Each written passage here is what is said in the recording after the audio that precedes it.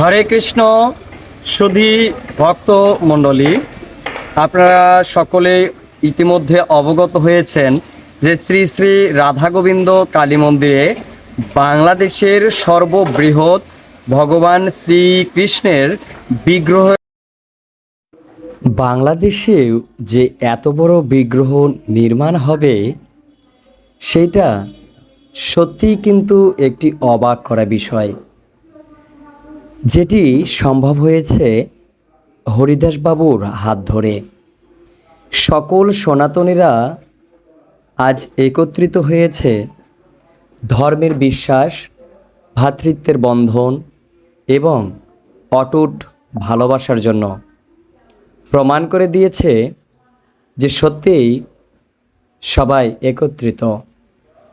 শ্রীকৃষ্ণের এই অপরূপ সৌন্দর্য, অপরূপ দৃশ্য মুগ্ধ করে প্রত্যেক ভক্তবিন্দুর হৃদয়কে।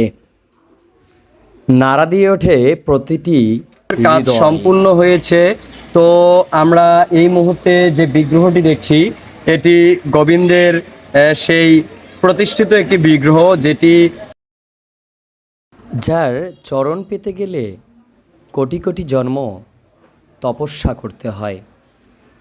যোগীরা যোগ সাধনায় মত্ত হয়ে যাকে আরাধনায় পায়, সেই শ্রীকৃষ্ণকে আমরা পেয়েছি শ্রী শ্রী রাধা গোবিন্দ ও কালী মন্দিরে। সম্পূর্ণ হয়েছে বা হইতে সময় লেগেছে প্রায় 2 মাসের মতো।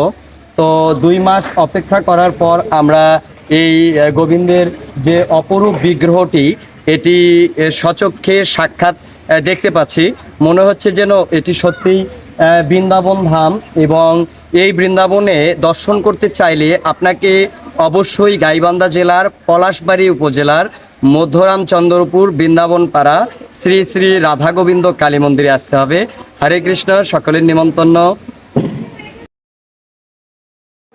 এটি শুধু একটি মন্দির আর বিগ্রহ নয়, এটি মানুষের আত্মকেন্দ্রিক আধ্যাত্মিকতা এবং বৈষ্ণবীয়দের এক বিরাট পাওয়া।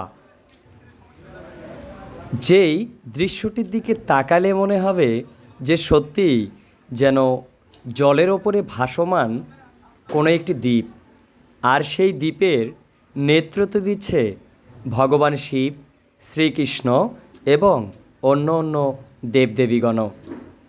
চারপাশটা তাকালে মনে হবে ঘন সবুজের মাঝখানে এ যেন এক টুকরো স্বর্গ।